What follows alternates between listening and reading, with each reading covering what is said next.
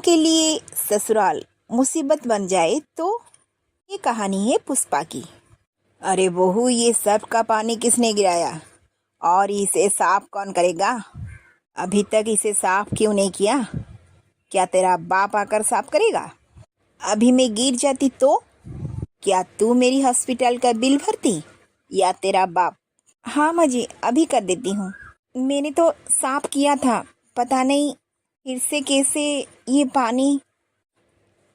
तेरा मतलब क्या है? इसे मैंने गिराया है? अरे तेरे कहने का मतलब क्या है? मेरे पर इल्जाम लगा रही है? नहीं नहीं माँ जी, आप बैठ जाइए, मैं साफ कर देती हूँ। लगता है घर वालों ने बस मुंह चलाना सिखाया है, हाथ चलाना नहीं। चल हट, जल्दी से साफ कर इसे।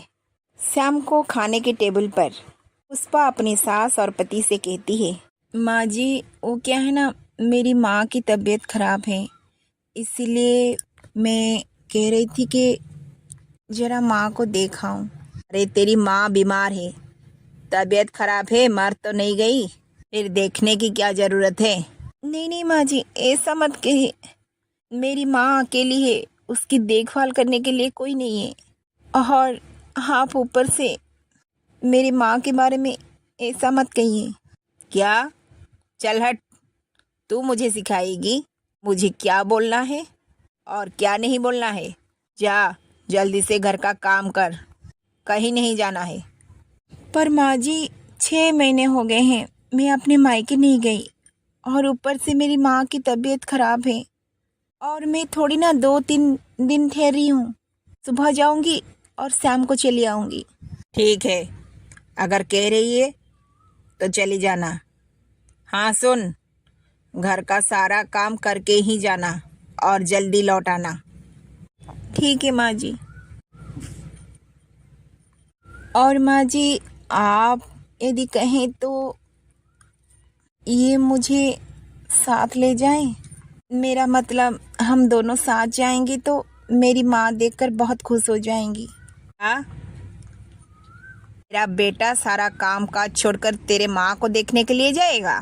तेरा दिमाग ठिकाने में तो है? तेरा बेटा काम पर नहीं जाएगा तो 2 वक्त की रोटी कैसे खाएगी? क्या तेरा बाप यहाँ भेजेगा? वो तेरे साथ नहीं जाएगा तो अकेली चली जा। फिर पुष्पा अपने मायके जाती है अपनी माँ से मिलने। वहाँ जाकर देखती है उसकी माँ बीमार पड़ी हुई है। माँ, कैसी हो आप? आपकी तबीयत कैसी है? हाँ हाँ, मैं बिल्कुल ठीक हूँ। और तू बता, तू कैसी है? और तेरे ससुराल में सब ठीक तो है ना? और तुझे यहाँ भेजने के लिए तेरे सासू माँ कुछ तो नहीं कहा तुझे? माँ, ऐसा कभी हो सकता है क्या, मैं अपने मायके आऊँ और मेरी सासू माँ मुझे कुछ ना कही? तो फिर तू यहाँ क्यों आई? मैं तो बस ठीक ही हूँ, मेरी चिंता तू मत कर, तू अपने ससुराल में खुश रहे, बस मुझे और कुछ नहीं चाहिए। क्या खुश रहूँ माँ, मेरी सास तो हर बात पर ताना देती है और अपने बेटे को भी अपने काबू में रखा हुआ है। वो तो मेरी तरफ की बात कभी नहीं करते, अपनी माँ की तरफदारी करते हैं। बेटा, मन दुख मत कर, वो तेरा पति है, जो भी है जैसा भी है उसके हाँ में हाँ मिलाकर तुझे चलना है। और रही तेरी सास और बाकी घर वालों की, वो तो तेरा परिवार है और परिवार में लड़ाई झगड़ा तो होता ही रहता है। तू वो सारी बात को अपने दिल से ना लगाना, सबसे मिलजुल कर रहना, कुछ बर्दाश्त करना पड़े तो कर लेना। परिवार के लिए तो बेटा सब कुछ सहन करना पड़ता है, यही तो औरत की खूबियाँ हैं। अपने परिवार को खुशी खुशी से संभाले और सबकी अच्छे से देखभाल करे, फिर देखना आगे से धीरे धीरे सब ठीक हो जाएगा। आप तो सही कह रही हैं माँ, पर उस घर में मेरा अपना कोई नहीं है।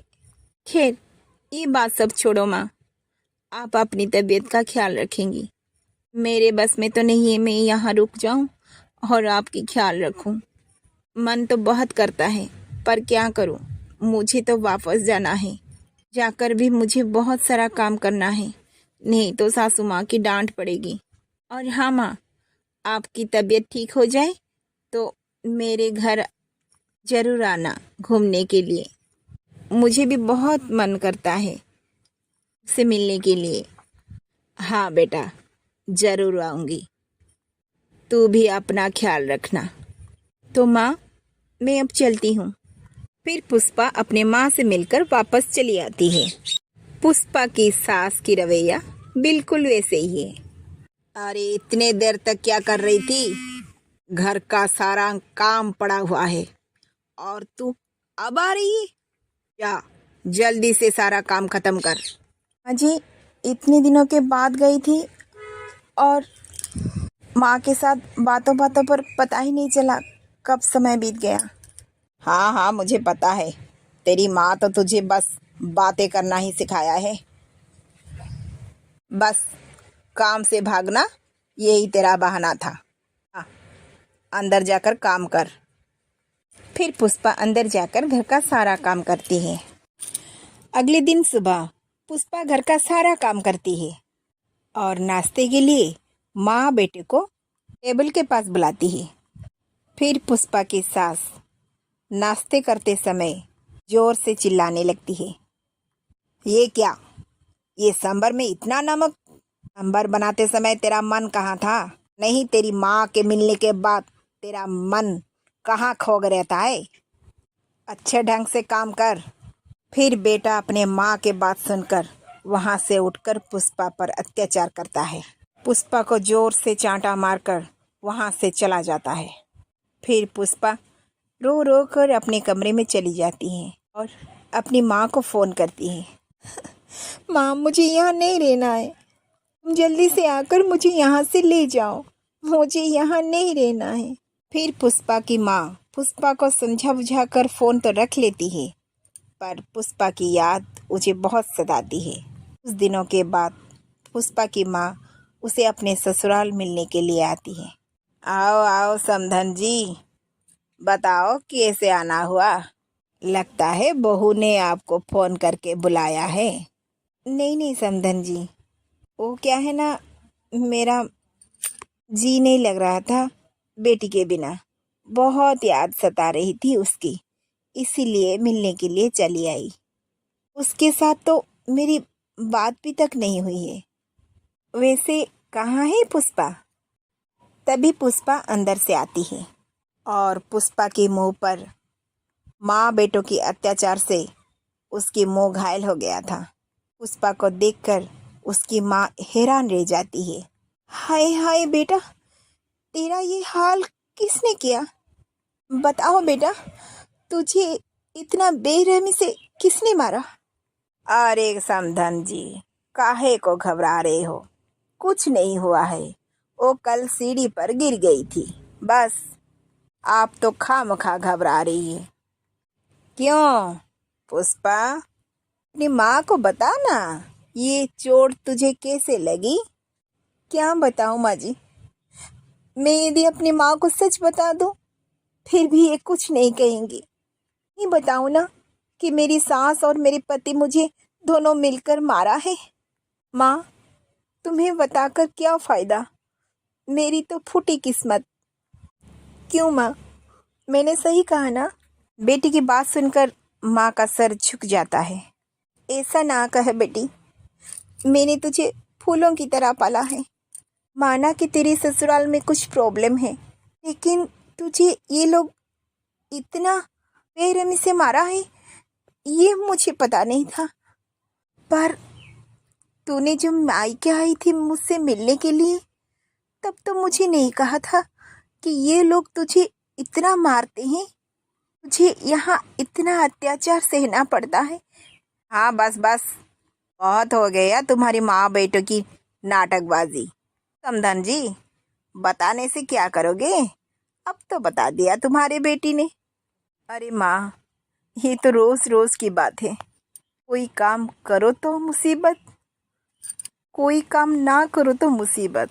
ये लोग तो हर बात पर मुझे डांटते हैं, मारते हैं, बहुत बुराई बुराई गालियाँ भी देते हैं। हाँ बेटी, अब मेरे समझ में आ गई कि तू इस घर में कितनी दुख में है। ये लोग तो तुझसे कुल्ली की बेल की तरह काम करवाते रहते हैं।